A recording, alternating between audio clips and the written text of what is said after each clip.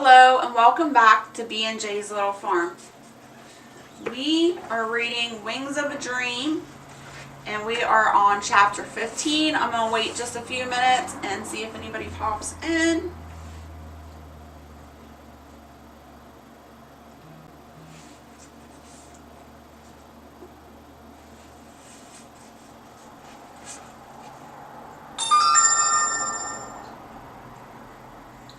Woohoo! We got Christina Bell in the house. Hello, hello.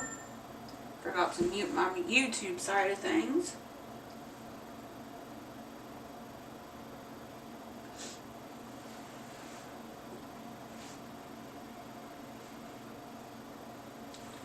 So we again are on chapter 15 of Wings of a Dream.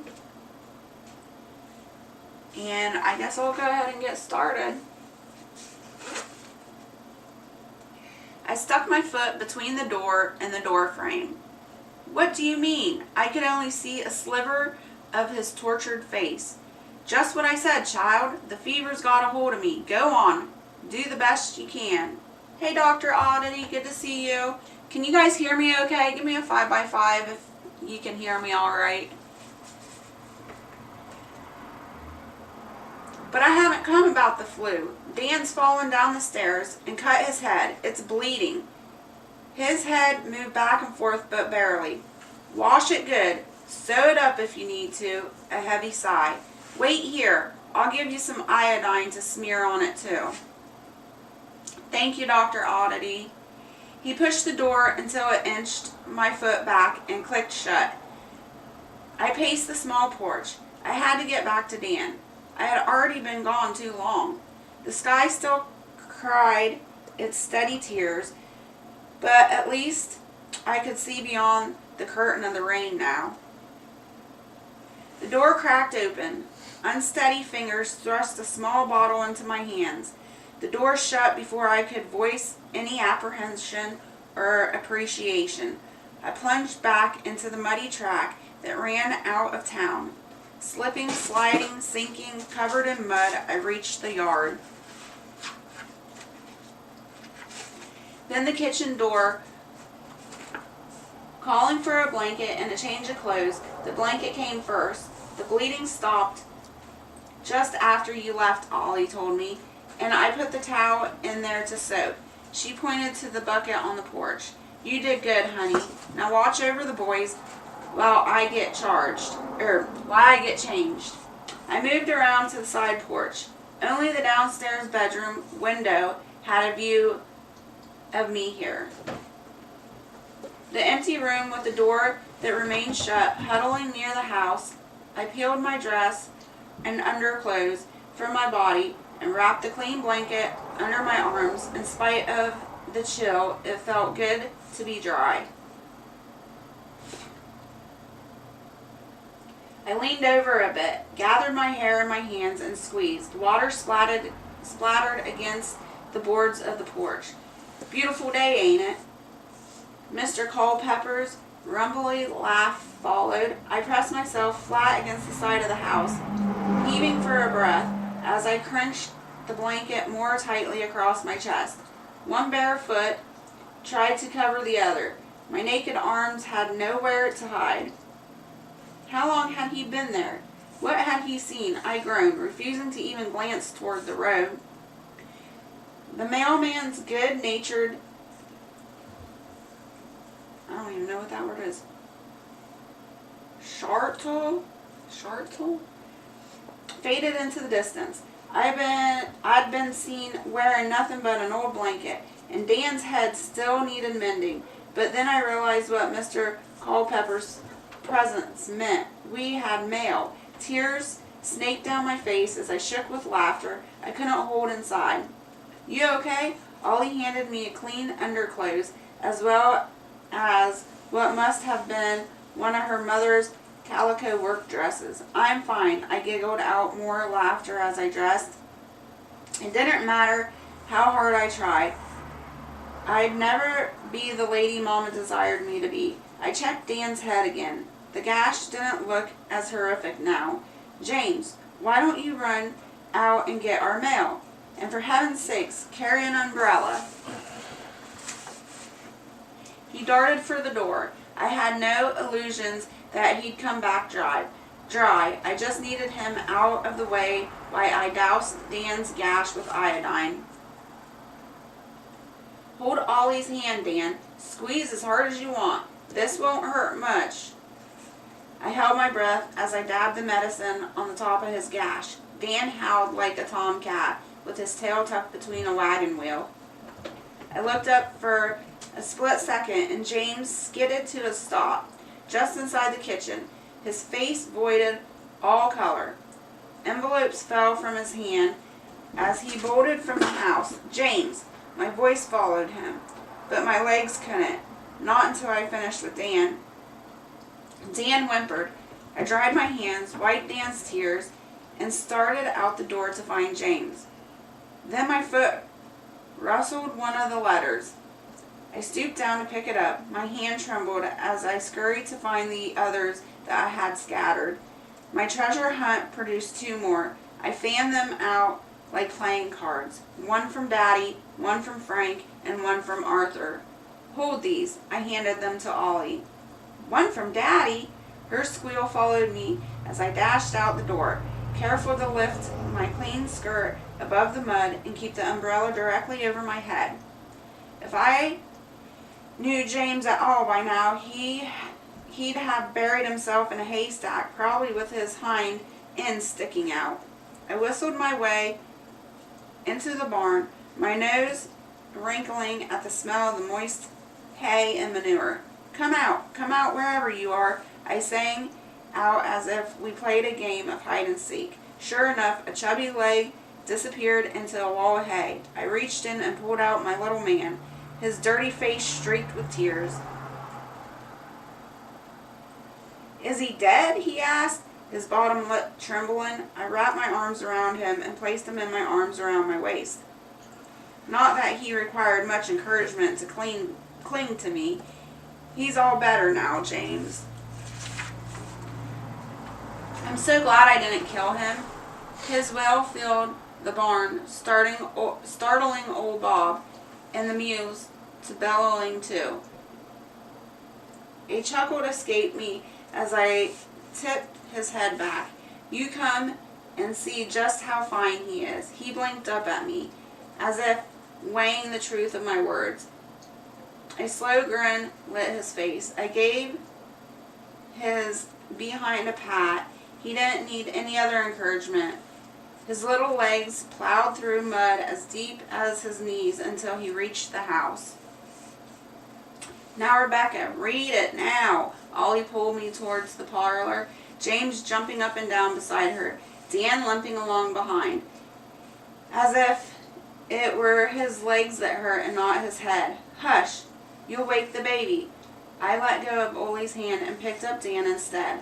Not until I had him nestled in the corner of the sofa did I slit the envelope and pull out the letter. Something plopped to the floor. Ollie stopped. Ollie stooped to pick it up. Look, it's Daddy. She held a photograph between her fingers. Let me see. James tried to yank it away. Ollie held it out of reach and climbed up beside me. Dan leaned in.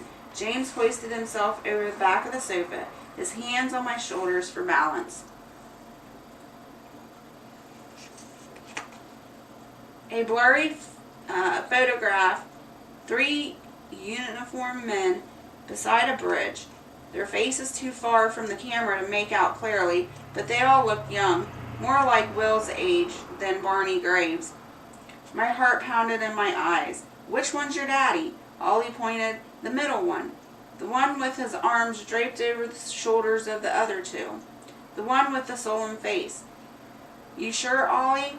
James climbed over my shoulder and squeezed in next to his sisters, eyes scrunched as if trying to remember the man who stared up at him from the picture. Dan blinked in confusion. Hey, Brian, good to see you.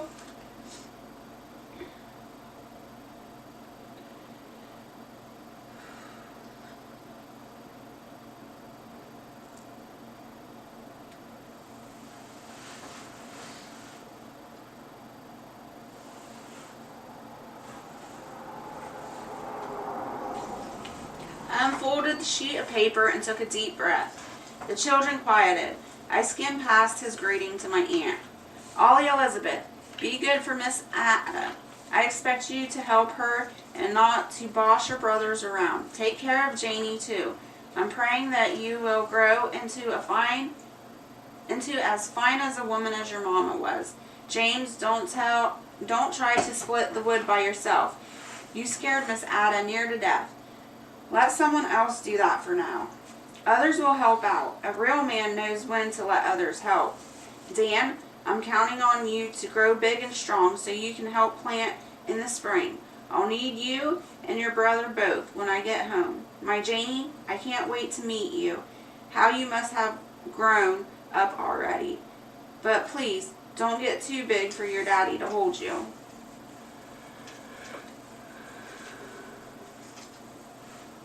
Hey Jen. Thank you, Brian. Yes, please remember to hit the thumbs up, you guys. I heard Ollie sniffle, felt her head heavy on my knee. I smoothed back her hair, but couldn't look at her. My own tears lurked too, close to the surface.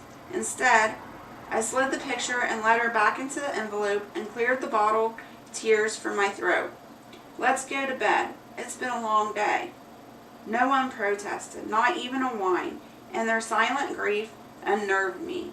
With each shadowed step up the stairs after them, I pondered this man, his words so often short and stiff, yet these moments of tenderness too, his sweet notes to his children, even the daughter he didn't even know yet. I needed to understand Frank Gresham, the father of these children. I needed to know what would happen to them after Arthur whisked me away. Hey Wild, good to see you. In the middle of the night, I crept back down the stairs. I couldn't sleep after reading my letters. Not with Daddy's words burning in my head. She's out of danger, but the doctor says the influenza has weakened her. She might not ever be quite the same. What did Daddy mean exactly by weaken? Never had I known such a word to describe my mother. I couldn't imagine Mama as anything other than, well, Mama. I eased open the bedroom door, touched the match to the lamp's wick, and spread the letters of the day on the desk before me. I skimmed Daddy's again. Do you intend to stay with the children until their father arrives home? Anger and guilt tangled up inside me. I believed God had sent me here. Aunt Annabelle had said it too, and I promised her I'd care for the children. I even told the sheriff and the preacher that I would stay, but I wanted to go home. I wanted to be with Arthur. I wanted more adventurous, more exciting life. My fingers traced Arthur's signature, the flourish beneath in the form of an airplane.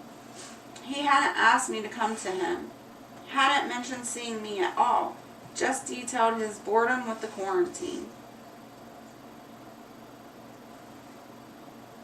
Frank might not come home for months or years, or what if he never makes it back? I held Frank's letter toward the bit of lamp light. October 11th was scripted at the top. 3 weeks ago, on a day my aunt still walked the earth, he wrote these words. Surely he had the news of my aunt's death by now. He'd write to someone he knew and ask him or her to step in and care for the children, wouldn't he? I dipped my pen into ink and bled my heart onto a clean page. I need you, Arthur. I'm desperate to see your face. On and on, the words flowed, desperate words, aching words.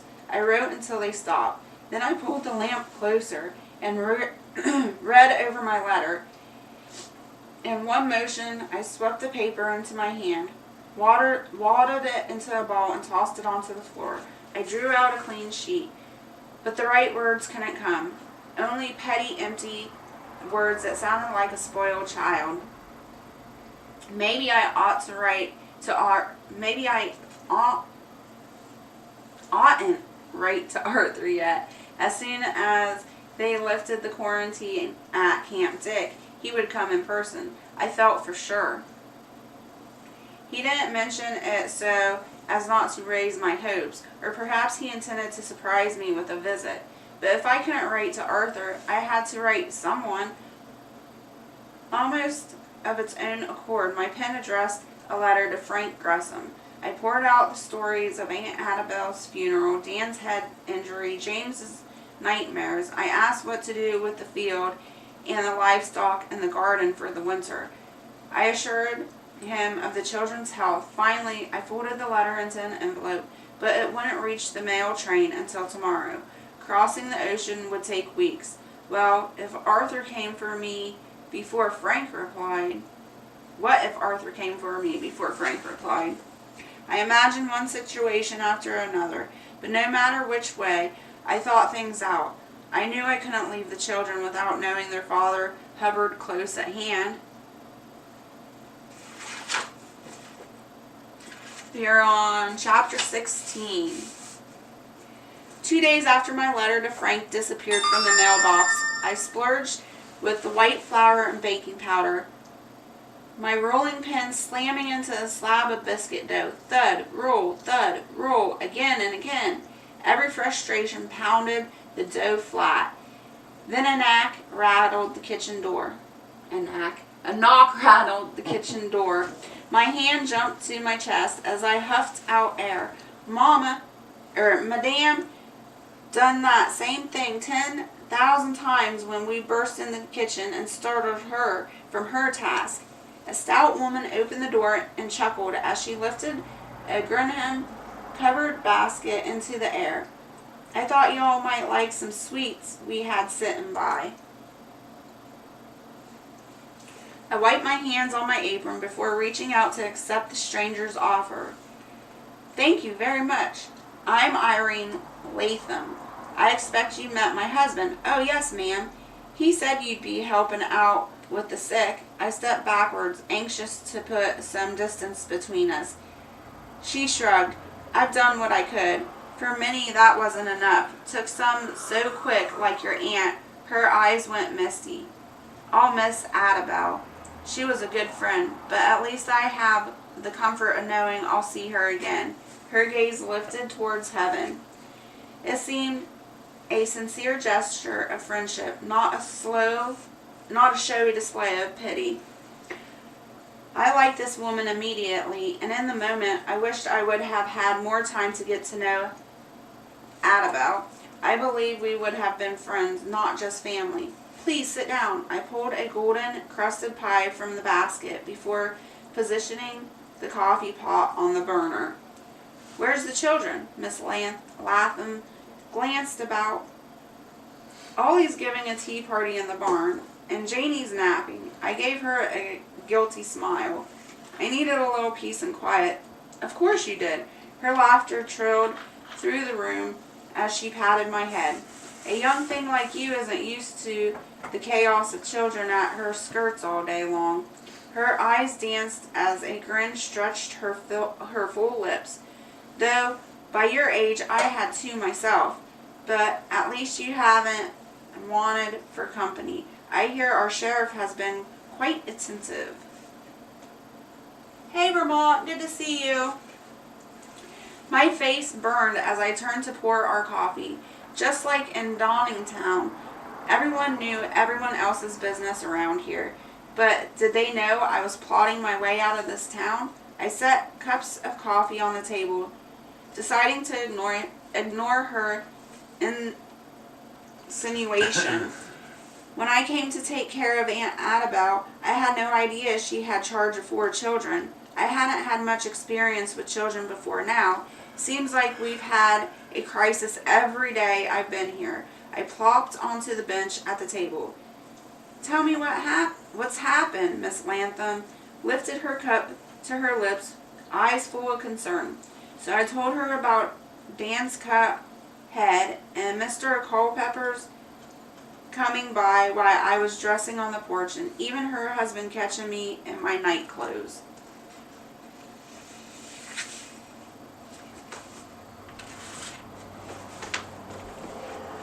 When I finished my tales, Miss Latham blinked twice. Her lips twitched, and then she threw back her head and howled laughter. I stared into my cup, uncertain at first how to respond. But after a moment, my mouth curved upward, and I found myself laughing with her.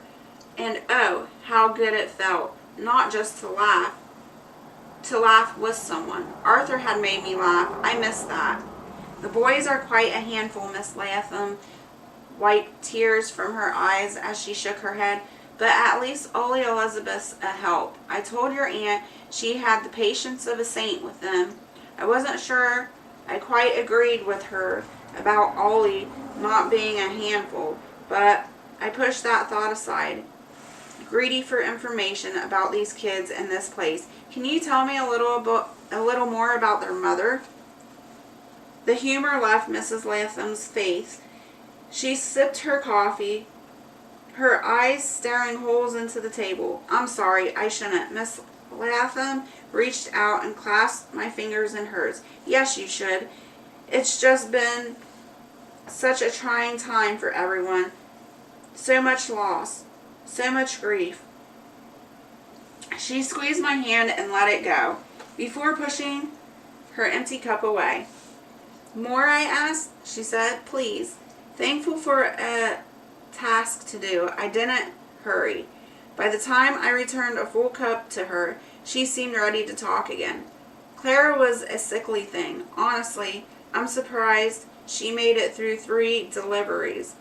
They weren't small ones, those kids, but she didn't mind. She loved her children, wanted as many as she could have. Annabelle came to help out not long after Ollie arrived. Clara didn't have the strength to manage the cooking, housework, and a baby all at once. My breath hadn't caught while she spoke. Now it streamed out again. Aunt Annabelle had been around long before these children's mama died. Had that made bearing her death harder for them? Wild, oh no, not in her night clothes. Brian says hello to Brother Barrett. Oh, Brian. Miss Latham smiled at me again, a bit of joy wrinkling the corners of her eyes. Annabelle loved this place as much as she did those kids. She's the one that put in the flowers and tended them, and the garden, on top of taking care of the house and the children and Clara. I opened my mouth to ask about Frank, but the children burst through the door. James threw himself at Miss Latham with such vigor, I felt a jealous prick in my heart. It surprised me. I ought to have been happy knowing he could find affection for another woman, but it gnawed at me all the same. She gathered each children to her, looking into upturned faces, twinkling a nose, kissing a cheek. I can't read while you're on my book. Their easy smiles told me they knew her well, but my hands still frigid unaccountably in my lap as my stomach jumped and lurched like an old bull with a cowboy on its back. Y'all giving Miss Rebecca much trouble? James toed the floor. Ollie averted her eyes. Only Dan piped up with an answer. See my head? He pulled back the hair from his scab. It's mostly better now. Miss Latham laughed again. I should hope so. She drank down the last of her coffee and pushed from the bench. Must you go already? I heard my own desperation, the pleading whine of a child, but I didn't care, in spite of my twinge of jealousy over the children's easy way with her. I realized I'd missed having a woman to talk to. She picked up her empty basket. Too many chores piled at home for me to visit any more today. But I'll come around again. Soon, I promise. The whoosh and whinny of a horse outside caught my ear. My husband, always right on time, Mr. Latham, or Mrs. Latham, swept out the door more gracefully than I imagined. So sustainable a woman could move. I followed. Brother Latham stood at the porch. He took his wife's hand and led her down the steps as if she were royalty. After her feet reached the ground, he turned to me. The danger seems to have passed. No new cases in almost a week, Doc said. Doc says. How is the doc? I asked. Brother Latham's mouth turned down at one corner. Whether it's influenza or exhaustion that has him down, we don't know for sure. Brother Latham helped his wife into the buggy before climbing in himself. We'll meet for church tomorrow, and school will open again on Monday. Mrs. Latham peered around her husband. How about we come by for you in the morning around 10? Church and school. Finally, something normal. Oh, what a glorious thing to be back among the people of God, even with the graveyard hugging the side of the small building. The fear that the entire town seemed to melt away as we sang hymns and listened to Brother Latham preach on heaven. I figured his sermon encompassed all he'd wanted to say at all the quick funerals, but didn't have the chance. He described us as being sojourners in this world and true citizens of the New Jerusalem. He talked of mansions built on streets of gold and of eyes wiped dry.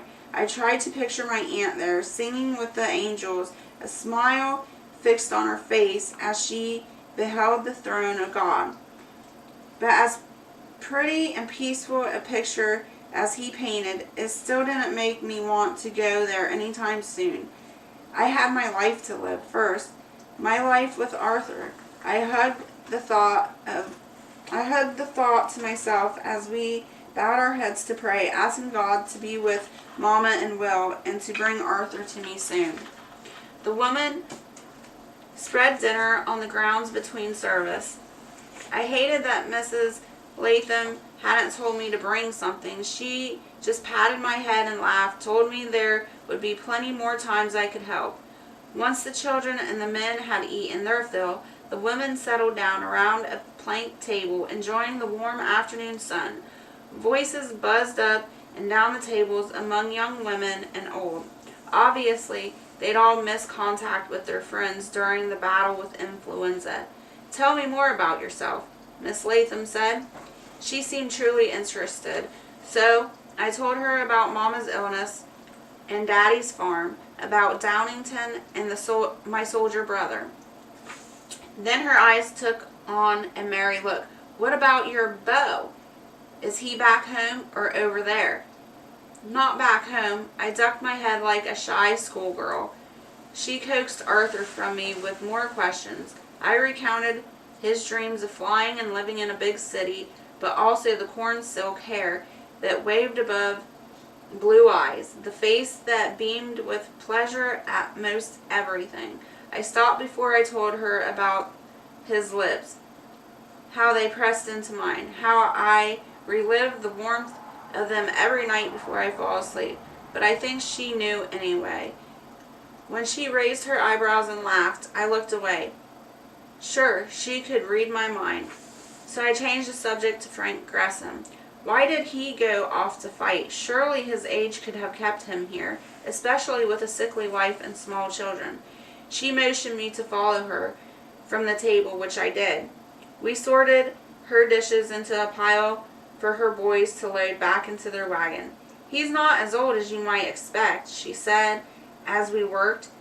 He and Clara came here mighty young and already married. Besides, a throat cleared behind us. We both turned. Sheriff Jeffries, fingers fidgeting with his hat, he nodded at Miss Latham.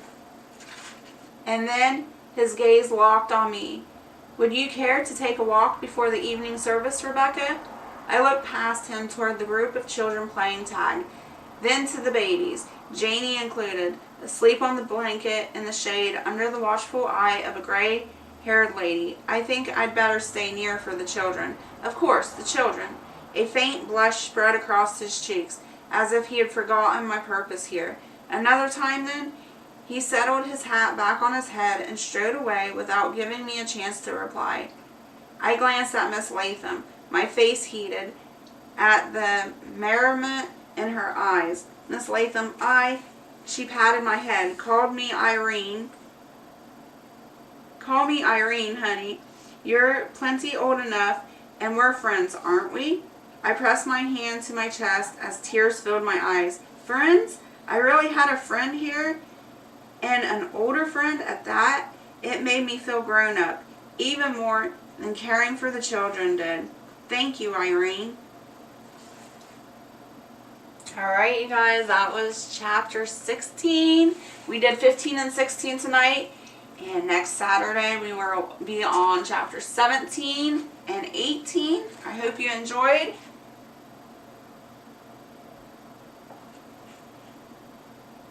We got 6 still in the chat. Thank you so much for all coming out to listen. I've got 11 thumbs up. I really appreciate it. I hope you guys all have a blessed night. And until next time, stay happy, healthy, and safe. Remember, you're not alone and you are loved. Good night.